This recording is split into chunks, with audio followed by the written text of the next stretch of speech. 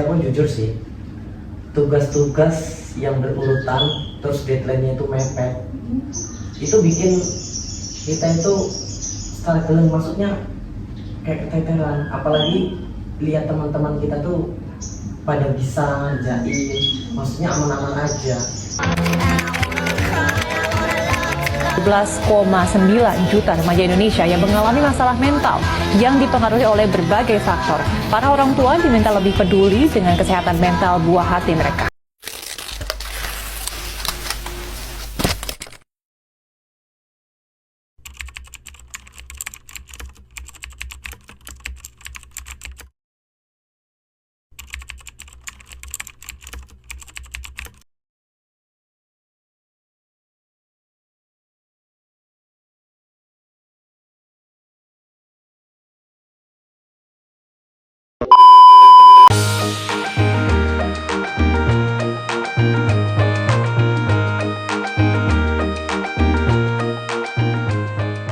Halo semuanya, selamat datang di video kami. Selamat pagi, siang, sore, malam. Gimana nih kabar kalian hari ini? Aku harap kalian dalam keadaan yang baik, yang sehat, moodnya bagus, dan juga semangat untuk menjalani hari kalian ya. Oke, dengan di sini aku Zulfana Daryani. Di kesempatan kali ini kita bakalan ngobrol dan sharing-sharing seputar tentang mental health. Yaitu sehat itu nggak cuma fisik. Hari ini aku bersama teman-temanku, ada 4. Boleh tanya dulu. Aku nanyain, Oke, Naim, gimana? buat hari ini baik sih, baik Baik aja. baik aja. Baik aja itu rate-nya berapa coba? 8 per 10 lah. Berarti itu bagus ya? Ya lah itu ya. Tapi nggak bagus banget ya. Oke, halo, perkenalkan nama aku Ulwa. Jadi kondisi mas aku hari ini semangat banget ya? Semangat banget. Iya, 10 ya. Lanjut. Oke, aku Rahman. Mood hari ini agak sedikit berat ya, Iya. Karena ada faktor tugas juga, tugas yang masih ada yang sudah selesai, ada yang belum, jadi masih ada ganjil dikit. Berapa tuh rate-nya? Rate-nya mungkin dari 1/10 mungkin 6 deh. 6. Iya. Oke. Kalau aku sih, perkenalkan nama saya Rehan, lupa sorry. Jadi untuk mood hari ini standar sih, untuk rate-nya 50/50. 50 kayak efek ya. 100/50, sorry. Oke. Kita ini mulai dari yang dasar dulu ya. Kalau menurut kalian tuh mental health apa sih? Kalau menurutku ya mental health itu kayak kita tuh soal gimana kita mikirin perasaan kita atau ngadepin masalah hidup. Kayak kita lagi stres, marah, senang, itu bagian dari mental, itu kondisi mental. Nah itu kesehatan mental itu bisa ngaruh sih ke kontrol emosi kita, fokus belajar, atau kayak nyambung ngobrolan teman kayak gitu juga itu ngaruh. Kalau menurut aku. Iya, aku mau nambahin dari Hanin. Menurut aku, kadang tuh orang suka ngeremehin ya. Misalkan di sini kalau kita sakit fisik aja, demam gitu, orang bisa dengan gampang nyaranin buat minum obat. Tapi kalau misalkan ada orang yang sakit mental, batinnya sakit gitu, orang-orang tuh ngeremehinnya kayak, oh kamu tuh kurang ibadah ini gitu. Kadang kalau orang yang agak-agak itu biasanya kamu tuh ini ya cuma drama aja nih kayaknya gitu. Padahal sakit mental ini real loh, ya kan? Dan iya, dan semua orang tuh bisa ngerasain, bisa kena gitu. Setuju banget sih. Jadi penting banget sangat dulu ya. Itu mental health biar kita itu bisa peka ya dengan keadaan sekitar kita dan juga perasaan orang lain. Ya gitu. Jadi kalian kan mahasiswa ya, termasuk aku juga. Kan jadi mahasiswa itu nggak gampang ya, banyak banget struggle-nya. Menurut kalian paling berkesan tuh apa sih? Kalau dari aku jujur sih, tugas-tugas yang berurutan terus deadline-nya itu mepet, itu bikin kita itu struggling, maksudnya kayak keteteran. Apalagi lihat teman-teman kita tuh pada bisa ngerjain, maksudnya aman-aman aja. Nah itu dari aku. Kalau kayak gitu biasanya apa gimana tuh? Kalau misalnya lihat temen yang udah bisa terus Ya terkadang aku lihat kondisi, kadang ada teman yang sama kita itu nerima, ada yang enggak loh. Nah kadang aku lebih memilih sama sahabat, ini gimana sih, ini gimana. Nah jadi tanya gitu ya. iya. Kalau kalian gimana? Kalau aku sih juga ngerasain nih yang namanya insecure nih. Kayak kita nih main HP, sering buka-buka sosmed nih. Tuh ngeliat pencapaian orang lain tuh. Misalnya kayak di dia sering liburan, nge-up prestasinya, nge-up ceweknya misalnya ya. Benar. Jadi kayak dia itu pengaruh loh. Kayak jadi nge-trigger namanya overthinking. Gitu aja sih. Jadi Rea tuh sering ya overthinking. Iya sering lah dia pencapaian orang lain. Insecure energi banget ya. Iya. Ya biasa dah. Gak jarang ya apa masalah itu malah kita simpan sendiri ya. Jadi karena mungkin takut dianggap lemah dan lain-lain gitu.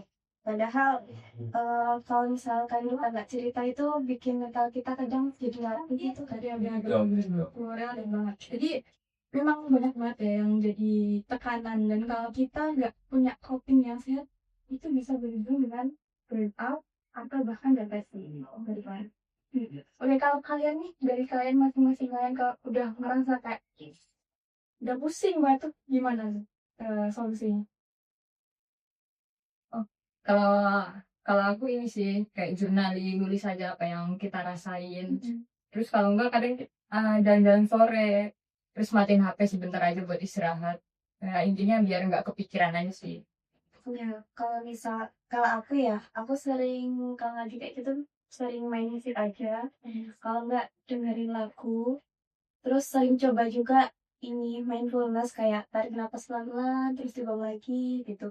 Harus ngerasa apa ya momen sekarang gitu, nggak mikir kemana-mana. Biasanya jadi lu suka ini ya, main musik, suka dikit-dikit. Apa tuh? Main apa dengerin ya? Main apa dengerin? Ya, main. Dulu sering main kayak pianika, tau nggak? Tahu itu ya. Iya, tuh. Terus kadang main suling gitu. Bisa. Kalau Hanin tuh yang zaman itu apa namanya? Itu berhasil kah buat ya stres gitu? Iya, berhasil sih. Kalau kayak semua orang punya cara masing-masing dia sebenarnya. Ya, emang gimana?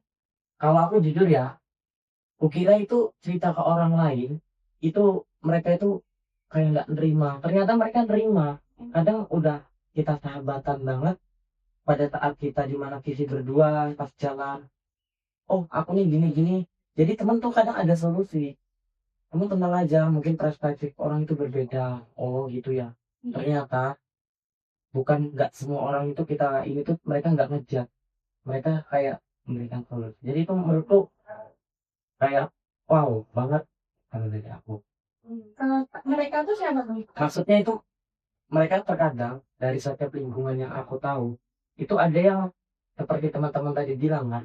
Nah kadang sahabat itu maksudku teman yang kita udah kenal dari pertama sampai pokoknya satu frekuensi sama kita itu kayak oh gini man gini, jadi kan kita kayak merasa oh mental kita jadi hidup lagi gitu. Jadi namanya ini ya, prefernya ceritanya ke temen. Iya, ke teman yang teman dekat gitu. Betul. Kan gimana? Aku sih ini kalau udah merasa kewalahan gitu, kayak tadi disebutin stres, udah mau depresi gitu, di kondisi yang buat aku stres gitu, kayaknya nggak harus balas chat cepet-cepet atau stop kerja kalau udah jam 10 malam biar badan dan pikiran istirahat juga kan. Oke, jadi kalau misalnya mental kalian tuh lagi nggak baik-baik aja, itu biasanya lebih suka ngabisin waktu kan sama sendirian atau sama keluarga atau sama teman tuh buat meringankan pikiran gitu. Kalau aku lebih sendiri sih, soalnya kalau banyak pikiran tuh kadang nggak bisa ngontrol emosi. Tapi kalau sama apa ya kayak orang lain gitu, kamu malah kena imbasnya gitu. Kalau sendiri tuh biasanya ngapain? Tidur atau Tidur, mandi, nggak suka. iya betul. Terus gimana? Kalau aku orangnya misalkan mood aku lagi down ya, terus terus mental aku tuh lagi bermasalah, aku harus cari orang sih, nggak bisa apa sendiri itu nggak bisa. Jadi harus misalkan ke lari ke keluarga aku atau suruh nemenin teman aku kayak gitu. Aman gimana? Kalau aku sih pas lagi mental lagi down, aku sama teman terdekatku misalnya ngopi jalan nenangin pikiran keluar ya, pokoknya keluar nyari udara segar terus ya nyari pemikiran baru solusinya gimana sih kok aku bisa kayak gini gitu. Kan gimana? Kalau aku sih me time ya, kayak jalan-jalan mana gitu sendirian. Iya ada salah nih. Ya pokoknya sendirian sih enak, lebih enak, lebih tenang. Jadi sama kayak Adin ya. Iya. Nah sekarang bolehlah aku minta sepatah dua patah kata atau pesan nih untuk siapapun yang nonton video ini yang mungkin mereka sedang struggling atau stres.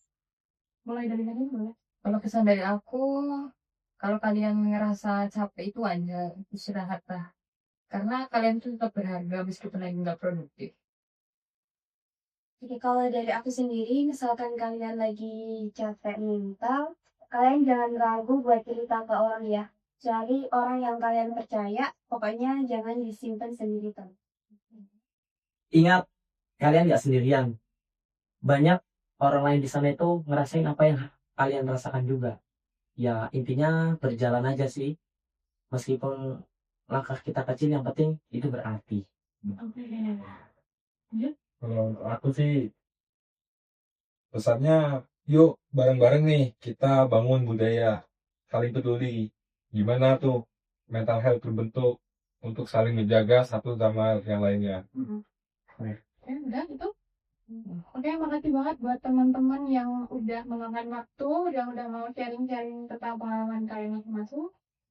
Dan buat kalian yang lagi nonton video ini, semoga obrolan ini bisa menjadi pengingat buat kalian jika kesehatan mental itu bukan hal yang harus disembunyikan. Kita semua punya hak untuk sehat secara utuh, fisik maupun mental, dan jangan takut untuk minta bantuan, dan jangan lupa saling jaga. Sampai ketemu di video selanjutnya. Bye.